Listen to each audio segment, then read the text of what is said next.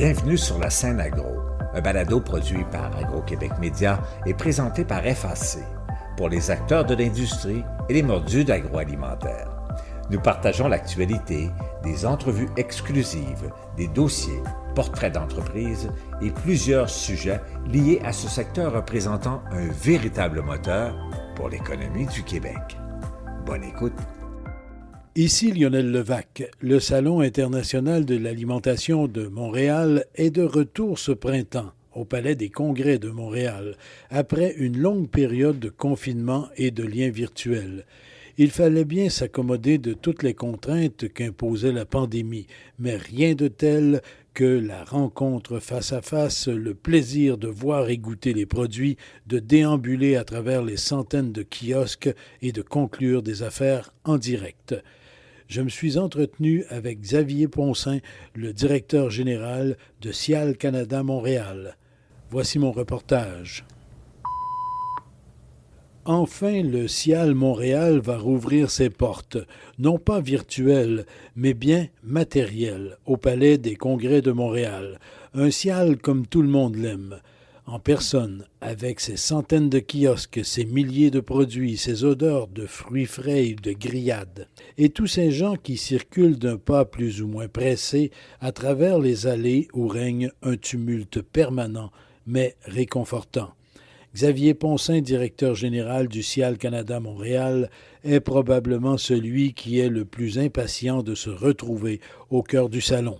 Je me suis entretenu avec lui. En personne, un salon dans lequel on va pouvoir se promener et rencontrer des gens. En effet, on est super excités à l'idée de revenir après 3 ans d'absence, que le dernier salon a eu lieu en 2019 à Toronto. On était à quelques encablures de l'ouvrir en mars 2020 et puis voilà, on est aujourd'hui, c'est avec beaucoup, je dirais, d'excitation et aussi de soulagement qu'on aborde cette dernière ligne droite. Je suis vraiment excité à pouvoir marcher dans les allées, ressentir un petit peu les vibrations de ce qu'on a vécu avant la pandémie, la rencontre, le face-à-face, la discussion, le brouhaha, des négociations, etc. Tout ça nous a manqué. En tout cas, on est paré maintenant, on est prêt, c'est pour bientôt. Le phénomène de la rencontre en direct, c'est une des valeurs importantes du Cial. Bien sûr, vous avez dû utiliser les moyens virtuels ces dernières années, mais il manque toujours un petit quelque chose, là. Oui, alors le virtuel, on peut pas dire que ça a complètement été un échec. Il y a eu évidemment, je dirais, des essais. On était aussi dans cette partie-là et il y a eu des bonnes choses. Je veux dire, c'est vrai que sur l'aspect purement des affaires et des rencontres, l'expérience qu'on a eue en 2020 n'a pas été forcément la meilleure, mais on a vu quand même, grâce à l'évolution, je dirais, la possibilité de travailler en ligne, on a touché beaucoup plus de monde. On a touché des pays, je pense que de tête, on a eu près de 73 pays en 2020, alors qu'habituellement, on est plutôt autour de 60 au maximum, donc c'était très bien. Et puis surtout, sur le contenu, je veux dire, la notoriété du Cial a permis d'exploser grâce aussi à une diffusion de contenu en ligne qui était largement suivie, multipliée par 3, parce qu'on a l'habitude d'avoir habituellement dans les salles, on a eu 3 fois plus d'auditoire, on va le dire ça comme ça. Et donc c'est pour ça que ce n'est pas un échec complet. Évidemment, beaucoup de choses sont à améliorer si on veut faire du virtuel. Mais nous, je dois vous avouer, et je souris en me disant, je dirais, c'était bien, mais je préfère le salon physique. Et on est tout à fait conscient que faire des affaires, c'est quand même, ça se passe en face à face, on touche les produits, on les goûte. On fait découvrir aux acheteurs certaines choses qu'on ne peut pas forcément faire à travers un lien Zoom ou un stand virtuel. Donc de ce côté-là, je pense que ça a réconforté, je dirais, les gens de se dire que les salons, c'est utile. Et surtout, ça a repositionné le salon en tant que média de base, média de rencontre, média d'affaires, comme étant le meilleur moyen de rencontrer de nouvelles personnes et en face à face. Voilà. Comme tout bon chef, vous avez sûrement rebrassé un peu la sauce pour l'édition 2022. Qu'est-ce qu'on retrouvera à cette édition-là? Alors écoutez, tout d'abord, on aura, si on regarde sur l'aspect global du salon, on aura un petit peu plus de 800 exposants. venus à date, je pense qu'on est autour du 45 pays, donc on n'était pas loin, on avait l'habitude d'avoir entre 50 et 55. 45 pays, c'est un très très bon score, d'autant plus qu'on se souvient qu'on a lancé le salon, on savait pas trop comment on allait gérer tout ça. L'Omicron est arrivé, tout ça a mis un stop à notre travail de prospection nationale et internationale, et heureusement, mi-février, il y a eu des bonnes nouvelles et ça a repris. Donc voilà, on aura à peu près 800 exposants venus de 45 pays, une partie équipement et une partie food. Évidemment, la partie nourriture qu'on appelle Sial Food est la majeure partie de notre salon, à peu près avec 80% de surface. Et on a 2 secteurs que l'on a rebaptisés cette année avec la marque Sial, donc le Sial Grossround, qui est plus dédié à l'évolution évidemment de la restauration dans le monde du détail, et aussi où on trouvera évidemment des produits dédiés à la vente de restauration, des produits de magasin. Et puis le Sial emballage, qui est un très gros secteur depuis, je dirais, 3-4 ans, qui explose complètement chez nous, que ce soit du contenu, que ce soit du process, de la solution technique, de la solution d'emballage nouvelle, bref, toutes les solutions que l'on peut apporter aux transformateurs alimentaires en termes de gaspillage et de développement durable seront sur le plancher. Donc le Sial emballage, c'est aussi une fusion de ce qu'on avait à l'époque dans la partie 7 emballage et 7 chaîne d'approvisionnement, donc les services aussi de chaîne d'approvisionnement dont on parle évidemment beaucoup en ce moment. Donc voilà, énormément de conférences. On aura un cycle d'une 40aine de conférences, des opérations spéciales, des événements spéciaux à l'intérieur même du salon qui attirent évidemment chaque année un certain nombre de visiteurs. Je pense en particulier aussi à l'innovation qui est l'ADN de notre marque. On aura une dizaine de finalistes. Vous savez qu'on a à peu près 80 produits qui ont été enregistrés sur la plateforme, et on a une 40aine de sélectionnés. Donc Isabelle Marquis est notre présidente du Sial Innovation cette année.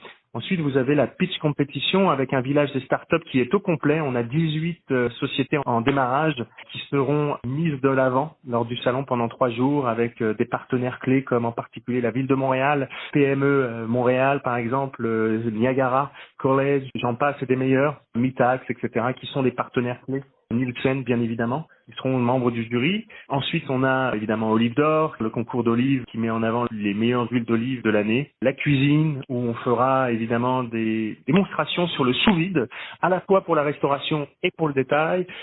Inspire Drink est un espace dédié à la démonstration de mixologie, mais aussi d'utilisation de thé, de café, où les personnes peuvent s'inscrire pour apprendre, je dirais, un certain nombre de choses autour de tout ça, et en particulier avec Jean-Sébastien Michel, le directeur d'Alambica, qui fera justement de la mixologie à travers des produits sans alcool, puisque c'est très tendance évidemment.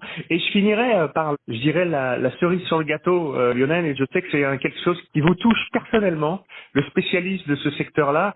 On a le concours international des fromages, où on aura à peu près 200 fromages venant du monde entier qui seront en compétition avec un président que vous connaissez bien, qui est Gers Petit, qui est extrêmement passionné, ancien président du Grand Prix canadien des fromages, etc., etc. Donc les gagnants le grand gagnant seront donnés le deuxième jour du salon vers 13h ou 14h. D'ailleurs, le Sial Innovation, ce sera dès le début du Sial, là, le grand gagnant du Sial Innovation sera le premier jour à 10h30, le dévoilement du grand gagnant. Voilà, on est en ordre de marche, on a plein de choses à montrer, et on espère que beaucoup de monde seront au rendez-vous.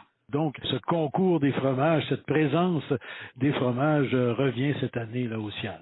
Avec de grands partenaires. On a évidemment les produits laitiers du Canada qui sont là. On a un certain nombre de fromages aussi qui sont sous la bannière du MAPAC. On a plusieurs stands qui participent. On a évidemment des importateurs, les dépendances, etc. Donc vous allez avoir une variété de fromages sous 28 catégories, dont une nouvelle par rapport à ce qu'on avait en 19. La nouvelle catégorie de fromage, c'est le fromage en grains, qui manquait en 2019, et assaisonné et sans assaisonnement, semble-t-il, c'est les 2 catégories. Grosso modo, voilà, on aura 28 catégories, on aura à peu près 200 fromages, avec une forte représentation, je dois avouer, et je pense que c'est une fierté que vous devez avoir, forte représentation québécoise et canadienne globalement. On a évidemment des fromages étrangers, mais moins qu'en 2019, je dois vous avouer. Il y a même un fromager réputé québécois qui va en profiter pour célébrer son 30e anniversaire, l'Ancêtre. Oui, tout à fait. L'Ancêtre, on est fiers de l'avoir d'ailleurs sur le salon. L'Ancêtre, je pense qu'il sera sur le stand des produits laitiers du Canada. Et en effet, il fête ses 30 ans d'existence. L'Ancêtre, ça fait longtemps, c'est du fromage biologique. Ils ont très souvent participé au Sial. Ils ont même participé au Sial Innovation à un moment donné sur un fromage qui était une fondue. Donc oui, on les connaît et on les aime. On aime les avoir sur le salon. C'est une des fromageries le plus fidèles au Sial.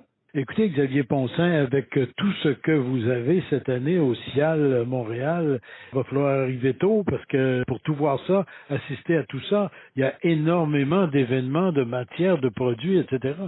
En effet, il y a énormément de conférences, il y a énormément de contenu, mais il y a surtout énormément de produits à découvrir. On a 50% de nos exposants qui viennent de l'étranger. On a de très grands pavillons provinciaux. On a toutes les provinces du Canada qui sont représentées sur le salon. De l'Ouest, de l'Atlantique, bien évidemment Ontario, et le plus grand stand du salon qui est celui du Québec, représenté par le groupe Export. Donc on a des milliers de produits à découvrir et encore une fois, portés par, je dirais, notre ADN qui est l'innovation. On cherche en fait toujours à débusquer les produits qui sont innovants, à les mettre en avant à travers des concours.